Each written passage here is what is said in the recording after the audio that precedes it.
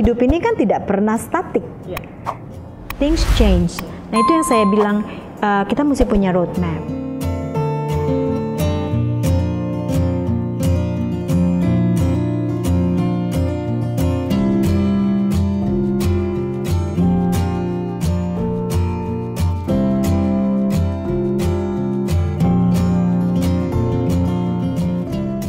Ibu juga ada sempat bahas tentang we pay ourselves last. Itu tuh sebenarnya intinya apa sih, Bu? Jadi gini, ada banyak sekali kebiasaan-kebiasaan kita itu yang membuat kita tidak punya uang by the end of the month. Salah satu contohnya itu kita tuh terbiasa membayar diri kita belakangan. Artinya yaitu mau nabung tapi terus nanti aja deh, sisa aja gitu kan. Kita nggak ambil dulu nih, belakangan aja lah, gue ambil belakangan aja deh.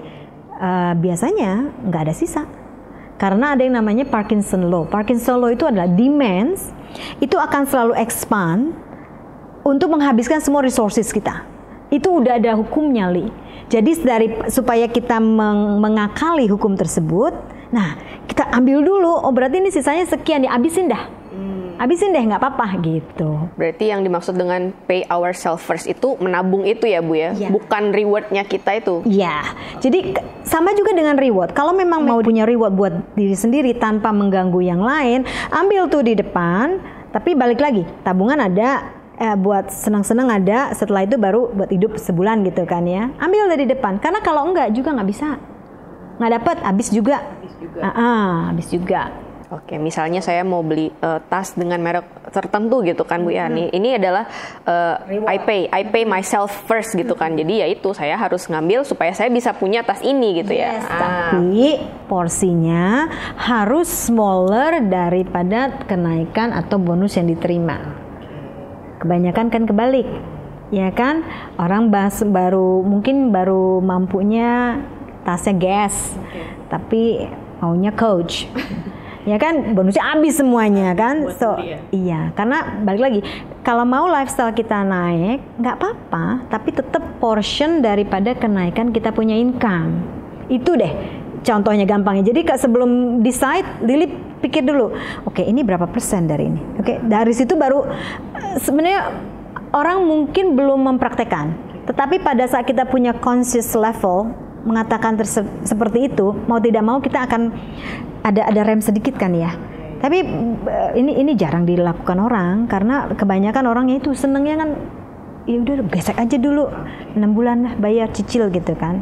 Jadi dia digadaikan tuh future income-nya dia gadaikan sekarang. Kesenangan di depan ini, Bu ya. Di depan digadain aja dulu. Nah, kalau semuanya income kebanyakan digadaikan kan nggak ada lagi tersisa yang buat ditabung atau buat diinvestasikan nih. Nah, hidup tuh kan bukan cuma dari income aja. Kayak sekarang pandemi. Kalau kita benar-benar cuma punya satu income, kemudian sekarang banyak yang di-cut 50% dan lain sebagainya. Tabungan nggak ada. Apa yang terjadi? Susah juga. Itu dah, susah hidup kan. Nah, itu. Biasanya orang baru ngerasa kalau dia susah. Kalau lagi seneng. Nah, itu tadi ya, Bu. Berarti segala sesuatu yang ada dalam kontrol kita tuh termasuk keuangan juga ya, Bu ya. Nah, di depan itu berarti kita udah harus mulai ngatur supaya mungkin sumber penghasilannya nggak cuma satu. Jadi nanti jelek-jelek kata di depan ada terjadi sesuatu, kita udah punya backup nih gitu. Nah, Bu, berarti ini kan sebetulnya bukan hanya untuk ibu-ibu atau bukan untuk orang-orang yang sudah berkeluarga aja ya, Bu ya. Topik yang mengenai ngajarin anak tentang belanja, menabung, dan itu berarti nyambung juga ke tujuan. Berarti mungkin nggak sih, Bu, kalau di rumah anak ini jadi kebanyakan berbicara soal keluarga ya, Bu, tapi nggak apa-apa. Anak itu diajarin dari kecil, dari usia belia untuk mulai punya tujuan. Benar nggak sih, Ibu? Apakah menanamkan seperti itu ke anak apa gimana? Ya, kalau dibilang bigger picture-nya kan susah ya tanya. Kalau anak-anak kan sekarang kalau masih sekolah, tujuannya mereka apa? Sekolah, lulus gitu kan? Nilai-nilainya bagus, seperti itu kan. Contoh gantanya gampang gini, Lili tujuan hidupnya apa? Kamu usia berapa sekarang? 28. Udah ada tujuan hidup belum, Li?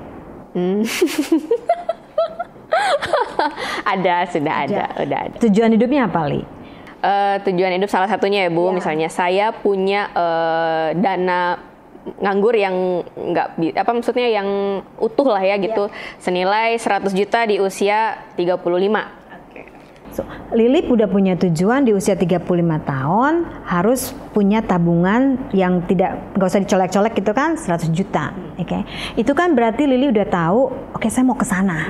Udah lumayan detail nih karena udah ada usianya, udah ada angkanya, ya. Tinggal how-nya, gimana caranya? Kan kesamanya seperti kita petanya gimana caranya gitu kan? Apakah sambil kerja kemudian udah mulai beli saham atau mulai ada side job dan lain sebagainya gitu kan? Seperti itu. Itu kan sudah ada know-how-nya. Kebanyakan Lily orang kalau kita tanya mau apa, tujuan hidupnya apa? Oh, saya mau jadi orang kaya.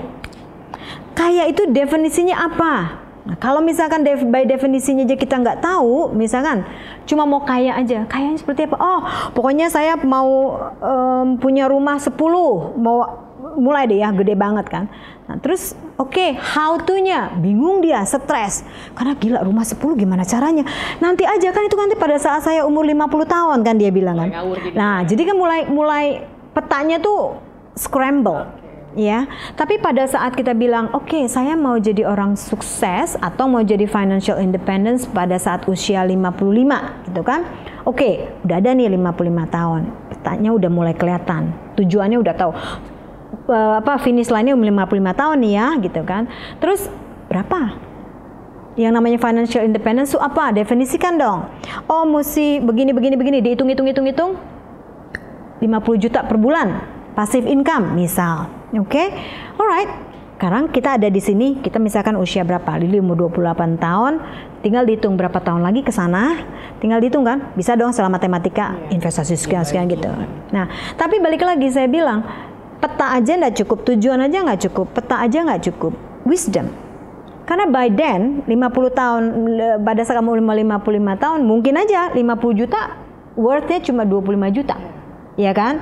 So along the way selama menuju ke sana kita ingat-ingat gitu kan, kanan kiri, apa bener nih, apa saya di jalan yang benar, reflectionnya seperti apa gitu. Jadi jangan kayak apa namanya kacamata kuda ke sana aja gitu kan, karena hidup ini kan tidak pernah statik. Things change. Nah itu yang saya bilang, kita mesti punya roadmap. Tapi selama know-how-nya kita mesti pakai wisdom kita, experience kita, network kita dan lain sebagainya untuk menavigasi supaya pada saat kita sampai ke sana sampai dengan selamat. Jangan sampai ke sana dengan tujuan yang salah lah jadinya gitu kan. Nah, seperti itu. Itu yang saya sebutkan dengan roadmap, dengan tujuan hidup. Anak-anak ya sama, tapi mungkin mereka kita bisa kayak saya small chunk ya. Mereka masih pada sekolah, artinya kan gampang aja lah. Ikut aktivitas di sekolah itu salah satu tujuannya, kemudian punya teman yang benar kan gitu, kemudian lulus dulu dengan nilai-nilai sekian, setelah itu uninya mau di mana. Nah pada saat mereka mau selesai uni mereka udah mulai gelisah, what next, ya kan? Karena all of a sudden petanya berubah tuh, akan mulai memasuki kehidupan yang baru gitu ya, tantangannya baru. Tapi sebenarnya berarti kalau anak-anak diajarin dari kecil untuk punya tujuan, misalnya kayak tadi nilainya bagus gitu kan, dia akan terlatih kan Bu berarti, oh berarti setelah ini aku akan punya tujuan seperti ini. Nah itu akan ngaruh banget sama perkembangannya mungkin ya sampai dia menjadi dewasa gitu nggak sih Bu? Yes, banget. Karena jadi dia kita ajarkan untuk berpikir, big picture-nya tahu, tapi how to get there-nya lu jangan stres. Kalau misalkan tahu-tahu kamu nanti mau jadi businessman sukses apa enggak? Dibilang I don't know how, kan gitu. Yang ada stres, ya kan? So do it chunk by chunk, step by step, tapi jangan lupa bigger picture-nya gitu loh. Dan tugasnya kita ya untuk menavigasi, bantu navigasi. Jagain juga ya Bu. Jagain juga. Ya. Oke, ini seru banget, tapi kita udah cukup mereview nih Bu dari episode 1 sampai 9 karena sebetulnya episode 1 sampai 9 itu saling berkaitan ya. Intinya dari yang saya dapat sebetulnya adalah konsistensi. Konsistensi itu di apapun yang kita kerjakan itu akan sangat mempengaruhi hasil dan tujuan kita di depan seperti itu. Nah, teman-teman Lestari TV, kita sudah selesai mereview edisi Smart Family Happy Family bersama Ibu Susana Chandra dari episode 1 sampai 9. bagi yang sudah mendapatkan sesuatu yang seru banget yang bisa dipraktekkan di kehidupan sehari-hari, bukan hanya untuk yang sudah berkeluarga ya Bu, untuk yang belum married, untuk yang masih muda, yang masih single juga bisa mempraktekkan di kehidupan sehari-hari. Jangan lupa kalau misalnya masih penasaran nih sama penjelasan lebih lanjut tentang poin-poin dari yang kita bicarakan di episode review ini, bisa langsung ditonton aja satu persatu, ada 9, jangan ketinggalan satupun karena semuanya menarik. Dan jangan lupa untuk like, subscribe, dan share postingan dari Lestari TV supaya semua teman-teman juga ikut tahu dan belajar. Segitu aja dari saya dan Ibu Susana Chandra. Sampai jumpa di episode Lestari TV berikutnya. Smart Family, Happy Family. Happy Family.